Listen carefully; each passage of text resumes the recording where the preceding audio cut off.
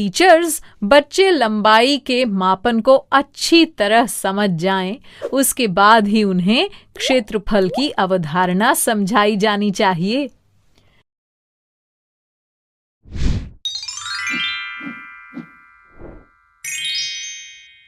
किसी वस्तु की सतह को ढककर क्षेत्रफल निकालना। बच्चों, क्या आप इस मेज को किसी चीज से पूरा पूरा ढक सकते हैं? हाँ, बिल्कुल। अगर हम समान आकार की किताबों को एक के बाद एक सटा कर लगा दें, तो ये मेज पूरी तरह ढक जाएगी। जरा गिनकर बताइए कि कितनी किताबों से ढकी गई है ये मेज? 1, 2, 3, 4, 5, 6, 7, 8, 9, 10, 11 और 12, यानी 12 किताबों से ये मेज पूरी तरह ढक जा रही है। देखिए, रवि ने कई माचिस की डिब्बियां जमा की हैं। आइए अब इन डिब्बियों को इस गणित की किताब पर एक के बाद एक सटाते हुए लगा देते हैं। अच्छा, अब जरा गिनकर बताइए कितनी डिब्बियों से ये किताब पूरी तरह ढक गई है? हाँ, 15 डिब्बियों से। अच्छा, अब क्या आप इस किताब को इन चूड़ियों से ढक सकते हैं? नहीं, ऐसा हम नहीं कर सकते, क्योंकि जब हम वृत्त के आकार की किसी चीज को एक साथ सटा कर लगाते हैं तो उनके बीच में जगह बच जाती है, और जिस भी चीज की सतह को हमें ढकना होगा वो पूरी तरह ढक नहीं पाएगी। अच्छा, अब क्या आप इन दो आयतों को देखकर बता सकते हैं कि इनमें से कौन सा आयत बड़ा है? सोचो सोचो। अगर हमें ये पता चल जाए कि ये दोनों आकृतियां कितनी जगह घेर रही हैं, तो हम आसानी से बता देंगे कि इनमें से कौन सी आकृति बड़ी है और कौन सी छोटी। बच्चों, किसी आकृति की सतह जितनी जगह घेरती है उसे ही उस आकृति की सतह का क्षेत्रफल कहते हैं, और इंग्लिश में इसे कहते हैं एरिया। यानी हमें इन दोनों आयतों का क्षेत्रफल निकालना होगा, तभी हम बता पाएंगे कि इनमें से कौन सा आयत बड़ा है। ठीक, जैसे अभी हमने मेज को किताबों से ढका था और हमने देखा कि मेज इन 12 किताबों से पूरी तरह ढक रही है, यानी मेज का क्षेत्रफल इन 12 किताबों के बराबर है। बच्चों, किताबों से हर बार हम क्षेत्रफल नहीं निकाल सकते, क्योंकि किताबों का आकार तो छोटा बड़ा भी हो सकता है, और हर बार क्षेत्रफल निकालने के लिए क्या हम किताबों को जगह जगह लेकर चलेंगे? नहीं ना। तो बताइए कैसे निकालेंगे इनका क्षेत्रफल? आइए मैं आपको क्षेत्रफल निकालने का एक दूसरा तरीका बताती हूँ।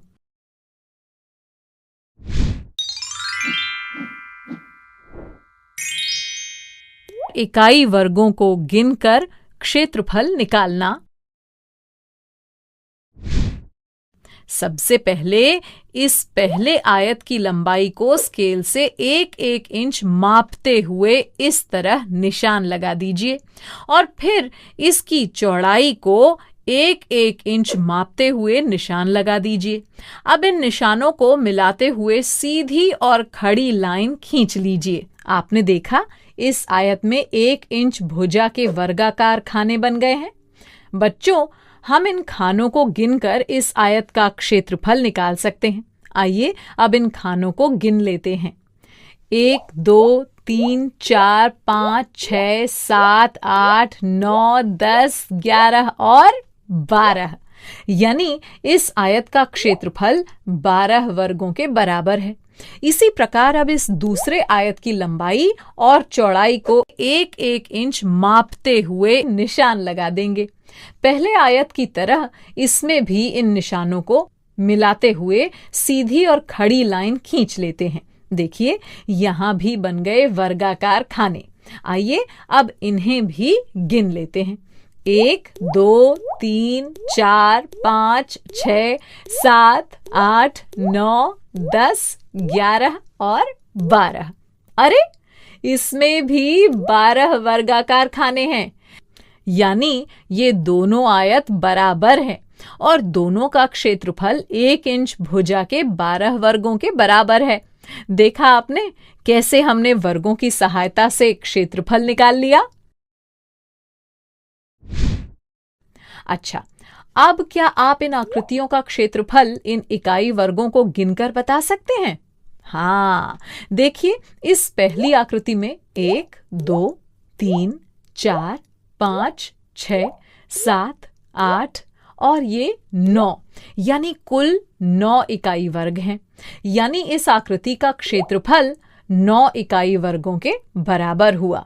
ऐसे ही इस दूसरी आकृति में देखिए, 7 वर्ग हैं, यानी इसका क्षेत्रफल 7 इकाई वर्गों के बराबर हुआ। और ऐसे ही इस तीसरी आकृति में कुल 8 इकाई वर्ग हैं, तो इसका क्षेत्रफल 8 इकाई वर्गों के बराबर हुआ। देखिए, यहां इकाई वर्गों से बने ग्रिड पर कुछ आकृतियां बनी हुई हैं। क्या आप गिनकर बता सकते हैं कि ये आकृतियां लगभग कितनी इकाई वर्गों से ढक रही हैं? यानी इनका क्षेत्रफल लगभग कितना है? अरे, आपने ध्यान दिया, इन आकृतियों में कुछ वर्ग आधे हैं, कुछ आधे से ज्यादा और कुछ आधे से भी कम है। तो आप इसको कैसे गिनेंगे? देखिए, जो वर्ग आधे हैं, जैसे ये नीले रंग वाले, उन्हें हम आधा गिन लेंगे, पर जो आधे से ज्यादा हैं, जैसे ये लाल रंग वाले, उन्हें हम पूरा 1 वर्ग मान के गिन लेंगे। और जो आधे से कम हैं, जैसे ये काले रंग वाले, उन्हें हम नहीं गिनेंगे। तो आइए पहले इस त्रिभुज में वर्गों की संख्या गिन लेते हैं।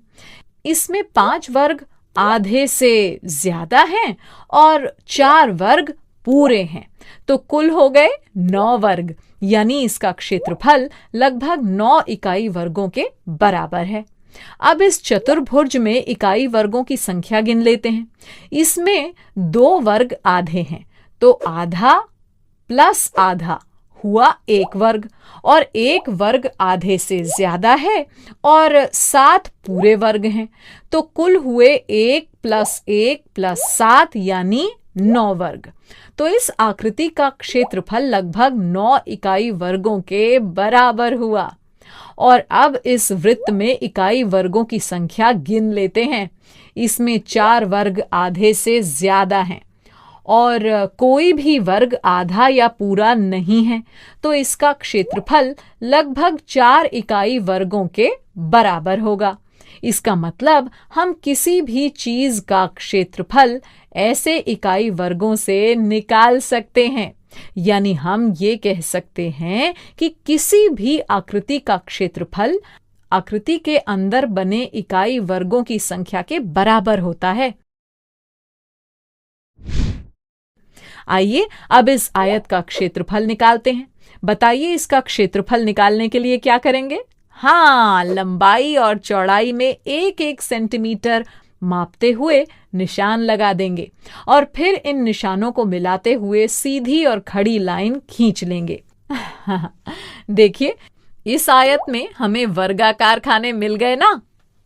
अब इन वर्गाकार खानों को गिन लेते हैं। पहली पंक्ति में 1, 2, 3, 4 और ये 5 यानी 5 खाने हैं, और दूसरी पंक्ति में भी 5 खाने हैं, और देखिए तीसरी पंक्ति में भी 5 खाने हैं, यानी कुल हो गए 5 + 5 + 5 हुआ 15। यानी इस आयत का क्षेत्रफल 15 इकाई वर्गों के बराबर है।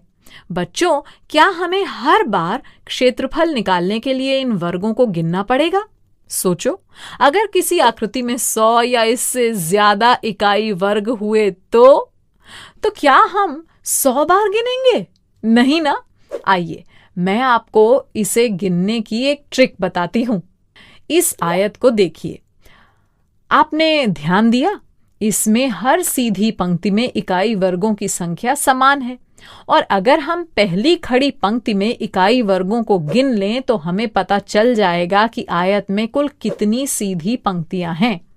और बस इन दोनों संख्याओं का गुणा करके हम आयत में कुल इकाई वर्गों की संख्या यानी आयत का क्षेत्रफल बता सकते हैं। अब क्या आप इस आयत का क्षेत्रफल निकाल सकते हैं? इसमें पहली सीधी पंक्ति में 5 इकाई वर्ग दिए हैं और पहली खड़ी पंक्ति में 3 इकाई वर्ग दिए हैं। हाँ, बस सीधी पंक्ति और खड़ी पंक्ति में इकाई वर्गों की संख्या को आपस में गुणा कर दीजिए। तो इस आयत का क्षेत्रफल हुआ 5 गुणा 3 यानी 15 इकाई वर्ग।